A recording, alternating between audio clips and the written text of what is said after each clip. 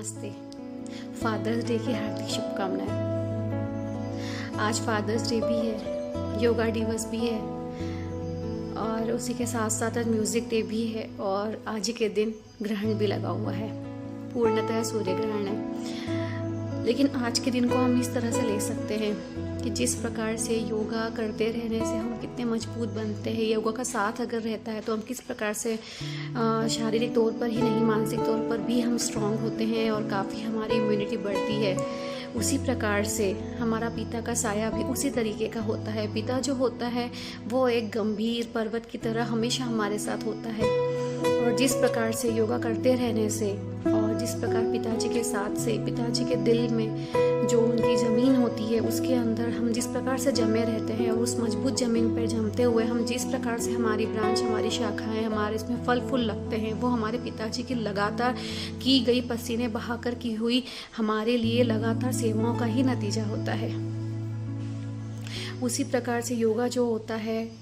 अगर हम योगा करते रहते हैं, लगातार करते हैं, योगा एक दिन की कहानी नहीं है। योगा को हमें हमेशा के लिए उसका साथ देना पड़ता है। उसी प्रकार से वो भी हमारे साथ पिता की तरह हमेशा हमारे साथ रहता है और हमेशा इतना मजबूत हमें करके चलता है कि हम जिंदगी में आने वाली हर कठिनाइयों का सामना कर पाते हैं। आज चूँकि सूर्य ग्रहण भी है, तो सूर्य ग्रहण जिस प्रकार से है, कौन रोक पाया है सूर्य की रोशनी को? तो उसी प्रकार से अगर आप देखेंगे, अगर पिताजी का साया हमारे साथ है, वो हमें हर प्रकार के ग्रहण से बचाते हैं। अपने बच्चों के लिए वो हर कुछ चीज़ कर गुजरते हैं, अपने लिए कुछ ना भी खरीदें, अपनी इच्छाओं को चाहे ना भी बताएं, लेकिन हमारे लिए वो क्या नहीं करते, दुनिया के आने वाले हर ग्रहण से हमें बचाते हैं और वापस से हमें रोशनी में लाने का काम करते हैं। सारे पिताजी से मेरा भी निवेदन है कि जिस प्रकार से आप लोग थोड़ा बोलने में संकोच करते हैं, प्यार दिखाने में कहीं तो भी आप लोगों को थोड़ा सा एक संकोच होता है, उसकी बजाय अगर हम बढ़ते हुए बच्चों की उम्र के साथ उन्हें हम प्यार दिखा दें, क्योंकि आपका सहयोग तो हमेशा ही रहता है, लेकिन अगर एक वो साथ की कुछ भी हो जाए, मैं तुम्हारे साथ हूँ, चाहे समाज कुछ भी कहे, मैं तुम्हारे साथ हूँ, अगर इस तरह की कुछ बातें हमें हमारे पिताजी कंधे पे हाथ रखकर, सिर पे हाथ फेर के हमेशा ही याद दिलाते रहें। और स्पेशली हम बेटियों के पापा को,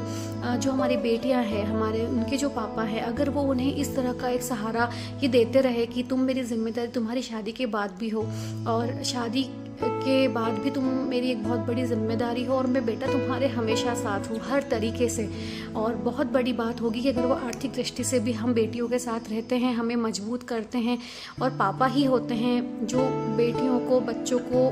पंख देते हैं, जो कि वो हमें उड़ने में बहुत मदद करते हैं। तो अगर कुछ ऐसे पंख का रास्ता हमें मिल जाए तो हमारे जो मार्गदर्शक हमारे पिताजी हैं कि वो हमारे साथ हमेशा है, तो हम बेटियां जो है ब्याही जाने के बाद भी जब हमें ज़रूरत होती है, संकोची जो हो जाती है, जो लड़कियां दिन भर खिलखिलाती रहती है, चर्पिंग करती रहती है मायके में, शादी हो जाने के बाद अचानक वो बड़ी हो जाती है और अपनी कोई भी बात, स्पेशली आर्थिक परेशानी वाली कोई भी बात बहुत ही मुश्किल से अपने घर में शेयर करती, पापा से शेयर करती है और उसके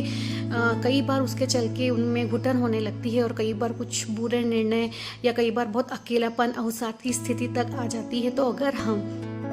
हमारे पिताजी भी हमें हमेशा साथ रखें, हमारे पिताजी हमें हमेशा सहलाते रहें जैसा वो शादी के पहले सहलाते हैं, तो बहुत हद तक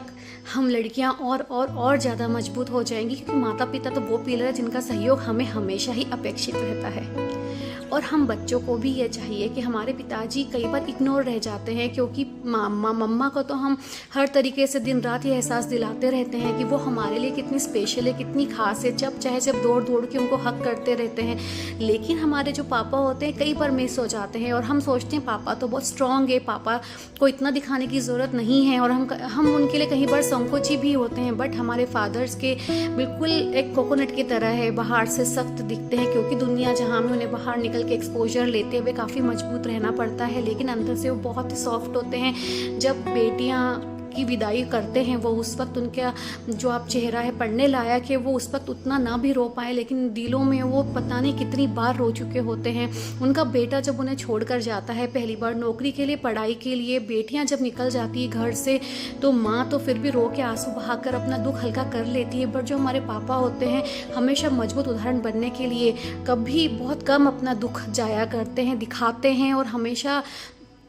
कोशिश करते हैं कि मैं बहुत मजबूत हुए दिखाते हैं, लेकिन हम बच्चों को भी समझने वाली बात होना चाहिए कि हमारे पिताजी भी अंदर से बहुत ही कोमल है, नाजुक हैं, दिल है उनका, और हमें हमेशा उनके साथ कोशिश करना चाहिए कांटेक्ट में रहने की। हमेशा 2 से 3 दिन में एक फ़ोन ज़रूर करना चाहिए, चाहे रोज़ाना ना करें, ना टाइम मिले, लेकिन सप्ताह में 2 या 3 बार की एक आदत हमारे पिताजी को। और उसके साथ किससे तारीफ़ बुरी लगती है, आपके पिताजी जो आपके लिए हैं, उनकी कुछ अच्छी बातों को उनके साथ फ़ोन पे बात करके आप मिल के ज़रूर उन्हें याद दिलाया कीजिए। और जैसा कि वो आपके साथ है, या आपको एहसास चाहिए, वैसे लड़के तो उनके साथ रहते ही, चूँकि भारत का माहौल ही ऐसा है, लेकिन हम लड़कियों को भी हमारे फादर्स को ये दिलासा देना होगा हर वक्त कि हम